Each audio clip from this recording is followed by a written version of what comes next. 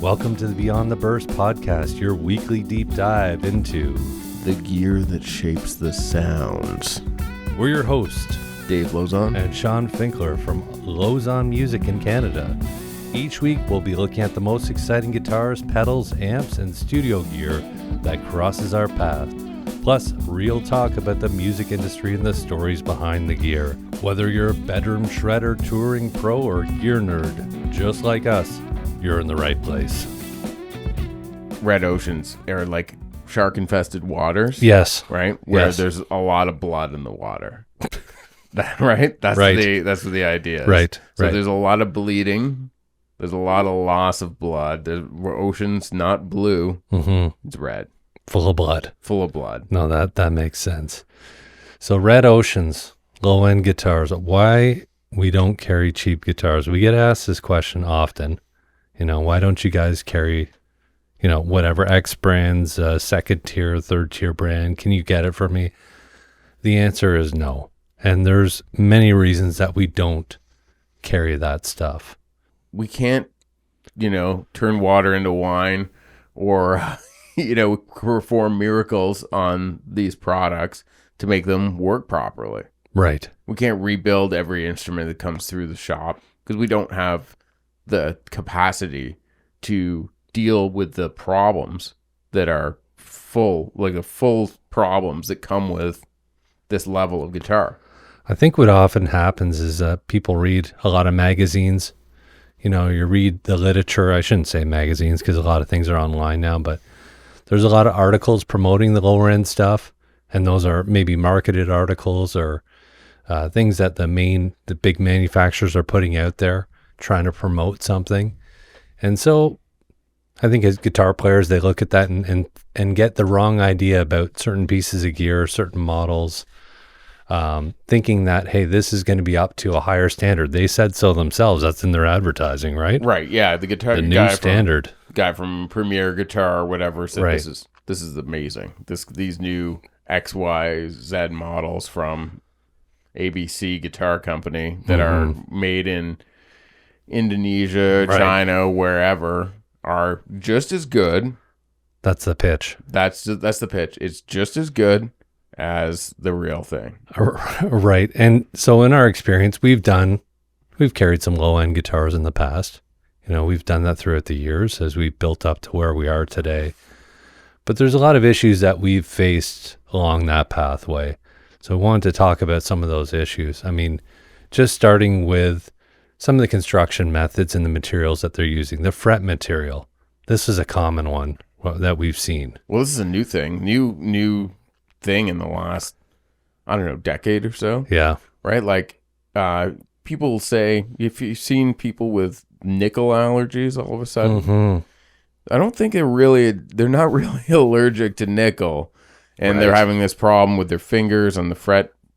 The thing is, the frets are made of recycled solder, basically, from like electronics. Right. It's very cheap and it's very malleable and potentially toxic. Yeah. Yeah. So. I mean, that's a new one. I heard that. I almost couldn't believe it.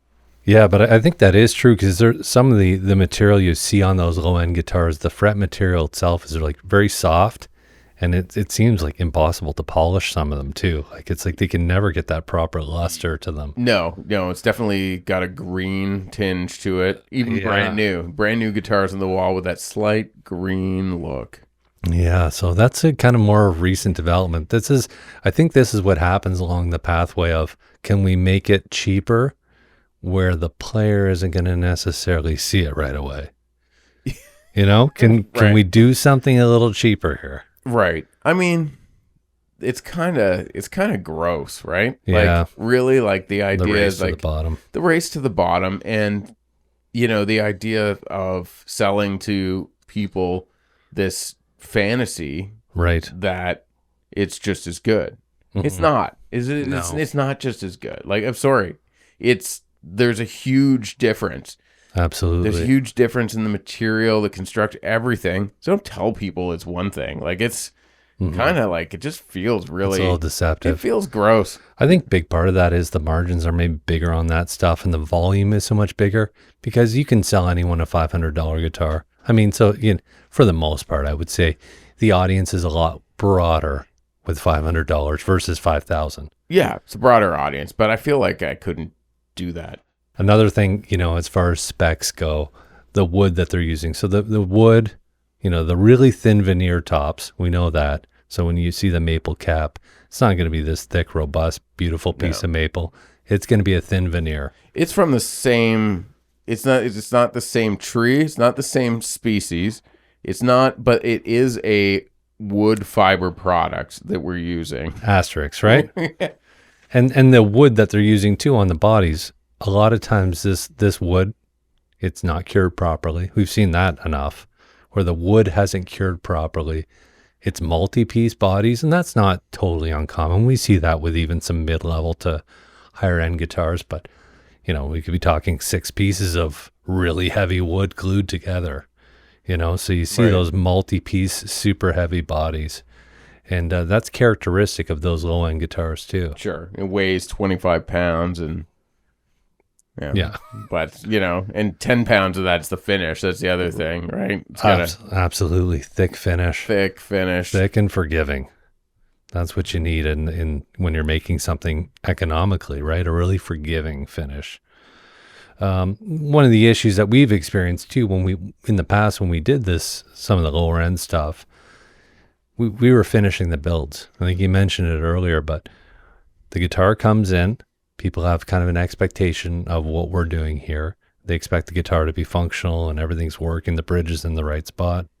We're completing the build. Like, I would expect the guitar to be functional too, right? Right. That's the thing, that these manufacturers have like zero accountability for the most part. It's like you tell them like, hey, maybe this thing should like work, and they're kind of like, well, it's kind of up to you, Or they'll just tell you it does work. Oh yeah, this works great. You're the only one that's ever complained about anything. My favorite is when we get like, okay, here's the spec tolerance. They'll give us this huge broadband. It's like it's from here to here, but it's like we're talking about an inch here, or, it's like some really broad tolerance level, and it's like, well, that's anywhere from my guitar's buzzing to this thing I can put my fingers underneath the string, right? Yeah. So that's wild. The whole thing just again, it just feels a little shady to me, because that idea that I think they know really deep down that the guitar's like, it's not great. They're putting out a guitar that's not great, and they don't really have any accountability to us, but we have accountability to our customers, right? Right. We do. I can't like, oh yeah, here you go. Well, this really feels awful, Dave. It doesn't intonate and it doesn't sound good, and I'm getting weird buzz, and my finger's green now, or whatever it is. Anyway. What I'm going to disagree with there is that some manufacturers that I think are convinced that the product is good, and I'm not going to name anyone specific, but at least that's what they purport. It's like, this guitar is just as good. It's just, it was a little more economical to make, but it's made to the same standard, the gold standard of what we do. It's just not true. Right. It's a bold-faced lie. That's part of the delusion. I can't even tell. I can't even tell where this guitar was made. Right. Is this one We can. Yeah. You can't tell. This is all part of that misconception, I think, of, yes, we can produce a guitar that's cheap, that's good quality. I think back, I don't remember where the strike was, but remember years ago there was a strike at that factory. I think it was in Indonesia or Korea. It was the it's the Court factory. They were protesting it. You mean the protest at Yes. NAMM? Yes. Yeah, they're protesting the working conditions. Yeah, so that's something that happens at a lot of these. I mean, we saw it with like the iPhone factory, where people are jumping at the windows. I'm not saying it's that bad, but the working conditions in some of these factories, you have these third world countries, and they're, making $1 a day or whatever they're making. The working conditions are terrible. So what are you really paying for? It's kind of slave labor, some of it, truthfully. Oh, sure. I'm sure it is. But that's how you're going to get a real cheap guitar. You're going to get, on top of the cheap materials, right? Cheap, you're going to have cheap labor. Right. And it's going to be dirt cheap. Right. And dirt cheap labor is not getting like great working conditions, surely. No doubt. So these are some of the, you think of what's the hidden cost of all this? How can they do this? Well, this is how they're able to do it. They're cheap materials. They're cheap construction. Another thing too, you take the electronics apart for some of these guitars.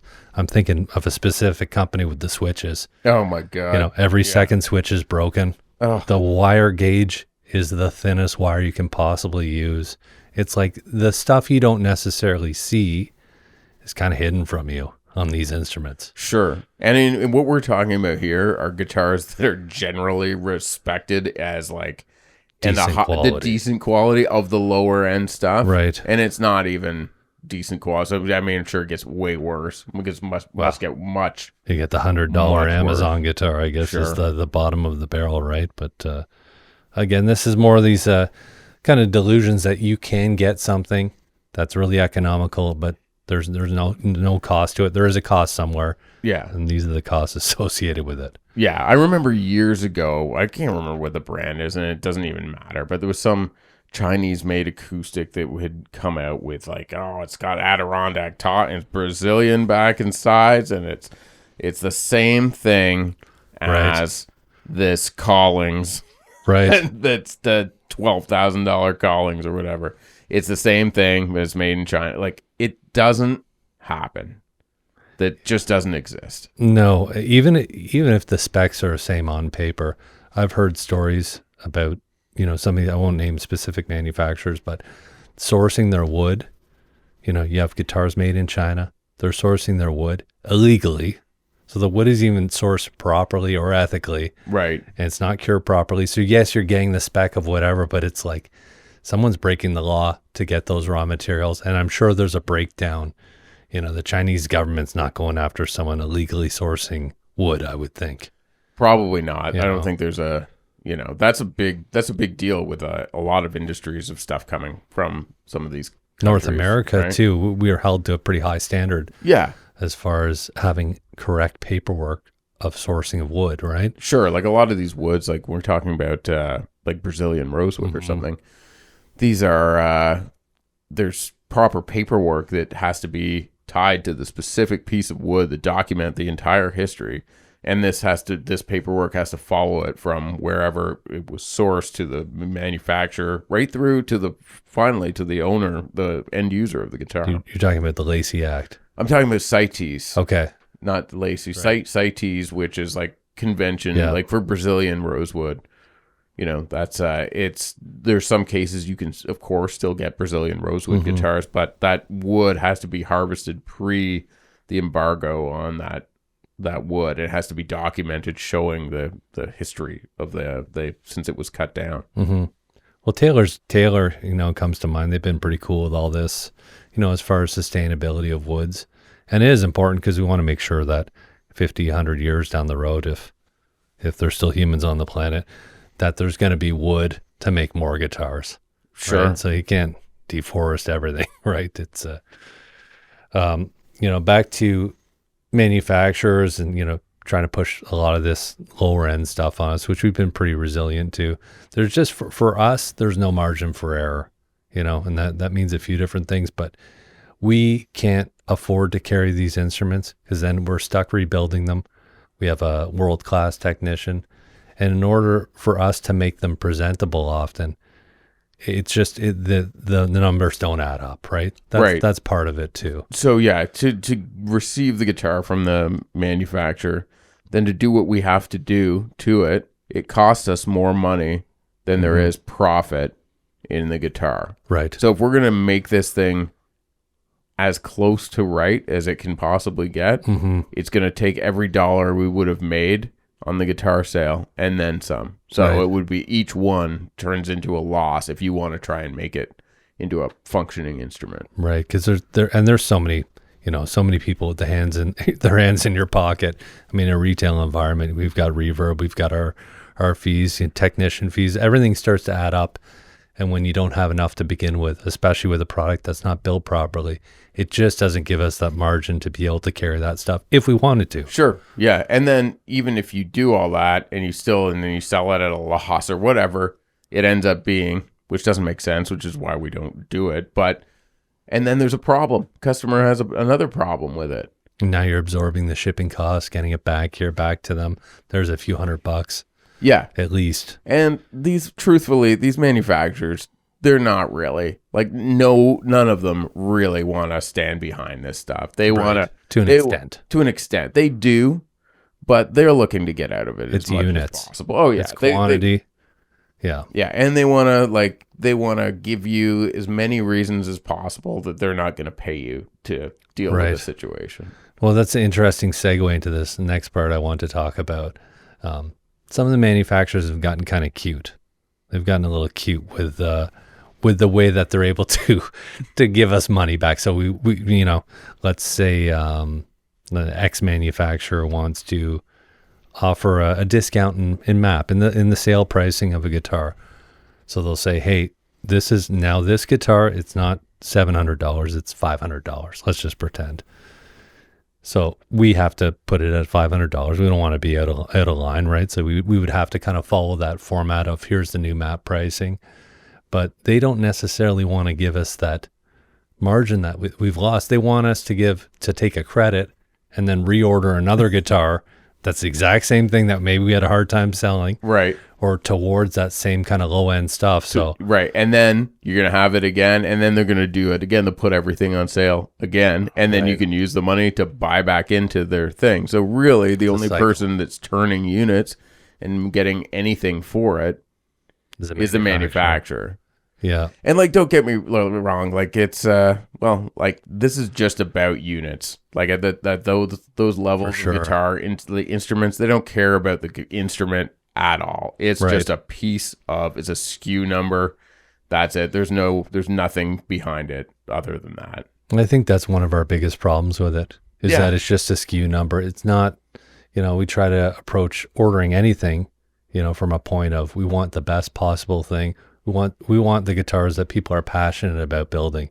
Oh, absolutely. These things, like, they feel like our little creations, they feel like special, and you remember each of these special guitars that we get. It's like, oh, remember that one, that top. Oh my God, that guitar sounded so great. That played so great.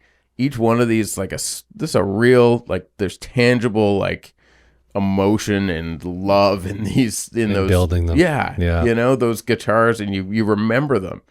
It's not just a SKU. It's not just a piece of consumer electronics that will get thrown out. These are they're special pieces. They're heirloom quality level pieces of art and instruments. I think, going back to this, the saturation of the low end stuff, I think COVID really changed things for a lot of these manufacturers. And I think a lot of manufacturers are still trying to navigate that. Everyone was playing guitar. Everyone was kind of sitting at home, bored.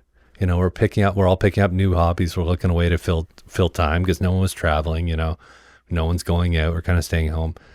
And so a lot of people playing guitars, and the end effect of that is manufacturers trying to keep up with the demand of the lower end stuff. So they produce so many guitars, the most they ever have. They sure did. It's interesting though how they're just like, okay, this is the world now, and it's going to be like this forever. They did think that, didn't they?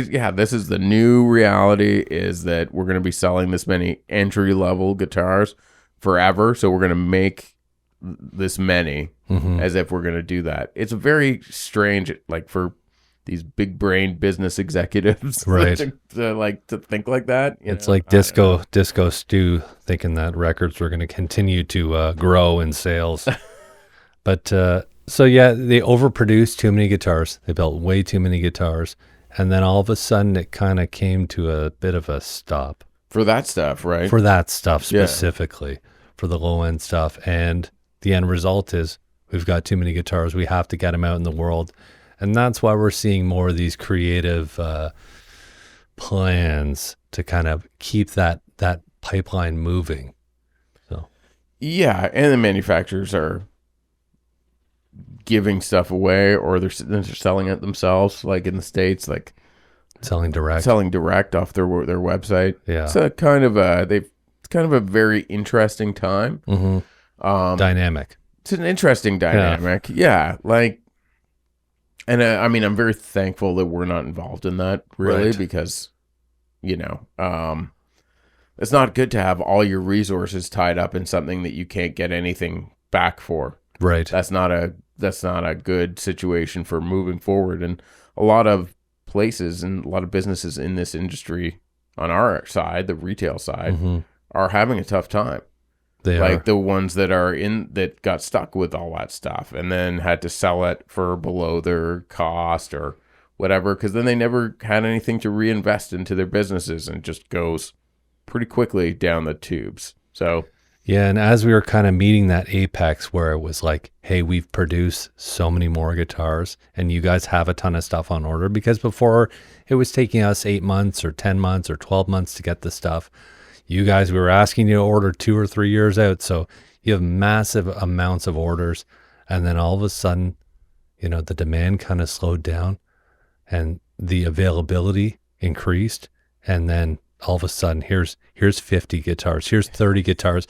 And I think a lot of people got stuck with that, where the manufacturers were like, get it out right away. We know we told them 6 months, get all those guitars out to them. I know we told you these were coming in 2028, but how would you like 4 years of guitars dumped at your door right now? That's a nice thing nice thing to do to your partners, right? Nice. You realize what kind of abusive partnership that is sometimes. And like, anyway, that's why I'm glad we deal with a lot of smaller manufacturers that are businesses probably the same size as our business, smallish, Right. these boutique guys, and it's just cool. That's cool with those people, because we're just making stuff and I mean, getting stuff in small quantities, but there's no big corporate overlord, evil, empire. Yeah. Just trying to I just dropped $100,000 invoice at your door. Pay me. Right. Right. No, it is different when you're dealing with the smaller guys, because you're usually going right to the horse's mouth. You're usually going right to the person who is, maybe one level away from the builder.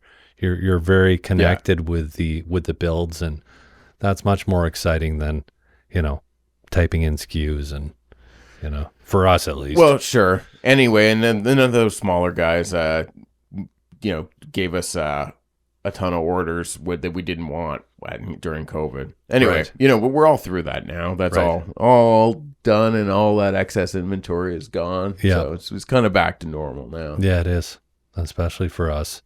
Yeah, especially for us. So we only have so much floor space, so that's why we really focus on, making sure that everything that comes in here is something that we'd like to own, or at least we feel really strongly about the quality of it and the specs. So Yeah, there's only so many slots for anything in here, whether it's amps or guitars or whatever it is. And we kind of want every slot to be something awesome. we continue to curate the best for you. Thanks for joining us today. We hope we gave you a really good idea of why we don't carry some of the low-end guitars and why our focus is on high-end, high-quality, the best stuff that we ourselves love. Yeah, we want to be happy with every instrument that comes through here. That's, I guess, the thing. We want to be excited and feel good about everything that comes through. Absolutely. And if you like this podcast, please like and subscribe to hear more from us.